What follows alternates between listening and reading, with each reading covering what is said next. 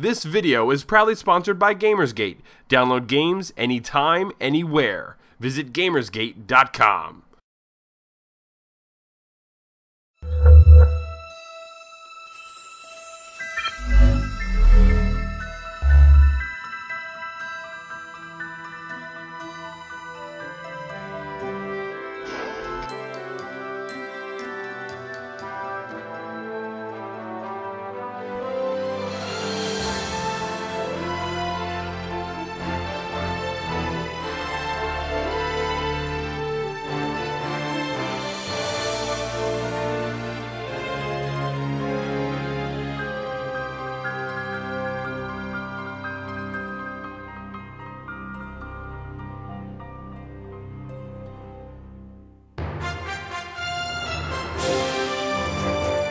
Welcome to Elder Geeks Elder Speak. Today is Wednesday, September 5th, 2012. My name is Randy Asenchak, editor of ElderGeek.com.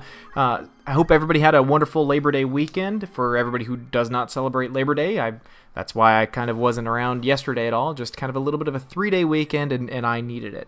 But if you're unfamiliar with what Elder Speak is a semi-daily news digest of sorts, where I gather around some of the more interesting tech and video gamey and just generally geeky news, and I gather them here and talk about them for a little bit. And of course, I give relevant links within the description below, and of course, time codes so you can jump to the appropriate conversation. That being said, today's going to be a little bit of a short day because I actually have a lot of work that I got to do tonight for non-Elder Geek stuff. So unfortunately, not going to be able to do a whole lot of Elder Geeky stuff tonight, which is sad. But on a plus note, I broke down. I kept thinking about this game, and I finally just broke down and installed it on my PS3. I didn't want to bust out the old PS1 copy. I kind of wanted to keep that in good condition. But I busted out the old PS3, and I installed Final Fantasy Tactics on here. And so in the background today, you're going to be seeing footage from Final Fantasy Tactics while I play, which is one of my favorite games of all time. It's got to be up there in one of the games that has stolen most of my time from me. It easily has one of the best soundtracks in the Final Fantasy history, and as far as the non-numbered entries into the Final Fantasy series, it's easily ranked high on my list of favorites there. And just in terms of Final Fantasy games, it's high on my list of favorites there. It's kind of like William Shakespeare meets Game of Thrones meets Final Fantasy, but in a chess on crack kind of way. But if you haven't tried this, I wholeheartedly recommend it. It is a masterpiece. I'm sad that a good sequel never came of it. A lot of people are kind of fans of the GBA sequel that came out for it. I was not. You go from this game where you're like, you're knights and warriors and wizards and everything like that, and your first mission is to actually fend off thieves from attacking this town, to Final Fantasy Tactics 2, to this game where there's judges involved and you're in a snowball fight and blah. No thank you. It wasn't for me. Final Fantasy Tactics was just perfect, in my opinion. Graphically, it was a little bit behind the times. Even when it came out, it was a little bit wonky seeing those first couple of screens when you would turn the screens and you would see that the sprites were flat against a three-dimensional background. That was a little jarring at first, but once you got used to that mechanic, oh, what an addicting game. But anyway, I digress. Moving on.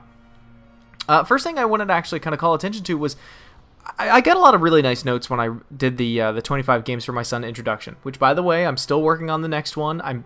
I'm trying to get these out on a monthly basis, but life gets in the way. But monthly is my goal to have them done. I've already missed this next self-imposed goal. But I got a lot of really nice notes about the 25 games for my son series, and one of them actually really kind of caught me by surprise. It was from another gamer geek out there who is about my age, and he started a really similar project, and it's a really fascinating read. I invite you all to go and check it out. He calls it Life Bytes. His name is Kristian Bland, and it's actually a really good read. If you're fascinated, or if you're interested in that kind of writing about gaming back in the day in the 80s and 90s, back when gaming wasn't cool, when we were geeks because we were socially inept, not because we just happened to like video games. We were geeks because we were really uncool.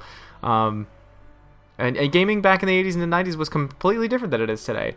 But it's totally worth the read, because it was a different lifestyle than the lifestyle of a gamer is today. So I guess that's all I'll really say about it. I wholeheartedly recommend you check it out. His name is Kristian Bland. Right now, I guess he's part 3 in his series, so he's 2 whole parts ahead of me. And yeah, keep an eye on it. Like I said, it's an interesting read, and I wish him nothing but the best of luck in putting that out. In gaming news today, Digital Tribe Games is going to be working on porting Dementium II over to the PC. Dementium was a first-person shooter horror game that existed on the Nintendo DS. And because it's on the Nintendo DS, it didn't see just a gigantic amount of sales, and first-person shooters on the DS were always kind of a little bit wonky to control. I mean, they weren't terrible, but wonky is probably the best way to put it. Using the stylus on the screen to shoot and reload and all that kind of stuff was never that great. But they've released their official trailer for the PC. It's going to be coming out for the PC and the Mac, and the trailer looks fascinating. I'll leave it at that. I can't really say anything else about it. It's just an announcement trailer. But even if they took the exact game and put it onto the PC and actually just gave me mouse and keyboard control support, I would be really interested in playing Dementium again, in Dementium II, I should say, again, because as games like Amnesia and Slender have taught us, you don't need to have killer graphics to create an awesome and scary and immersive game. So keep an eye on that one. That is one of the games that I'm actually kind of keeping my eyes on. Final bit of news, and this is actually a big one, is Valve is basically coming forward and saying that they are getting into the computer hardware business. They listed a job posting not long ago for an industrial designer position at Valve, and they basically came forward saying that they are definitely going to be in the computer hardware race. Now, there's the whole rumor of the Steam box, which is basically a console created by Steam or by Valve, and then there's rumors about the wearable computer project, or I'm sorry, the wearable computing project, and that's really about it. There's just rumors everywhere about what it could possibly be. Valve actually kind of came forward and said that the mouse and keyboard has gotten us so far, but in a little while there really hasn't been anything super innovative in terms of control in video gaming. Which is kind of funny that they say that, because I don't know, I feel that the Wii U is a pretty innovative input device. But we'll see what this actually comes and turns out to be. This article actually is coming from The Verge, so I invite you to go and check that out. But that's it. I'm going to start the week off slow today. Like I said, I'm a little bit buried in work, and I want to free all that stuff up so I can get back in and dive with both hands back into Elder Geek work. But I hope you're enjoying the Final Fantasy Tactics gameplay. It's really hard to not stop everything that I'm doing and just play through Final Fantasy Tactics again, because it's a wonderful game. I wholeheartedly recommend everybody checking it out. It was between that and Wild Arms. Wild Arms was the other game that I picked up on my PS3. I was really addicted to Wild Arms for a real long time too, but I never got into any of the sequels.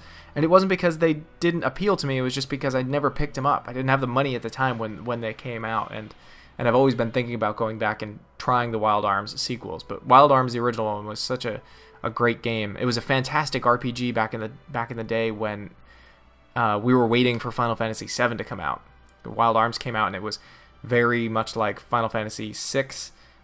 It was set in a Western motif, and great music as well. But I don't know, maybe one day I'll pop that in and replay that as well. Anyway, everybody, that's it from me today. If you have any comments or questions, please feel free to send them to info@elder-geek.com. You can follow me on Twitter @RandyAsenchak, or you can follow eldergeek.com as a whole at eldergeek.com, all spelled out at both on Twitter, Facebook, Twitch TV, and of course here on YouTube. Oh, and one final thing. Since you guys are pretty avid listeners, and I feel like I can unofficially announce this to you, we are working hard on our next charity marathon. And though this is not going to be my official announcement for it, this is going to be coming up very soon, our official announcement. But our next charity marathon is actually going to be taking place in October, so clear your calendars. And we are going to be calling it the Friday Night Creature Feature. And every Friday night, what we're going to be doing is we're going to be playing a bunch of different horror games for charity, of course, and streaming the entire thing live on our Twitch channel. So if you don't follow us on Twitch, do it right now. Shen is on there all the time streaming stuff. He streams a lot of Guild Wars 2.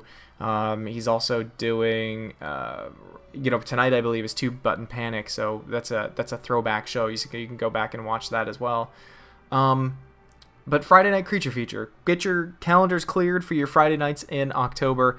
I want to make the official announcement, but I want to hammer out some of the details with some partners in the event, some sponsors for the event, just to kind of make it a really, really fun and fleshed out experience for everybody when you guys come and finally check it out. But anyway, I'm very excited. I love horror games. I love Halloween, and mixing the two together to do it all for charity, it's going to be awesome.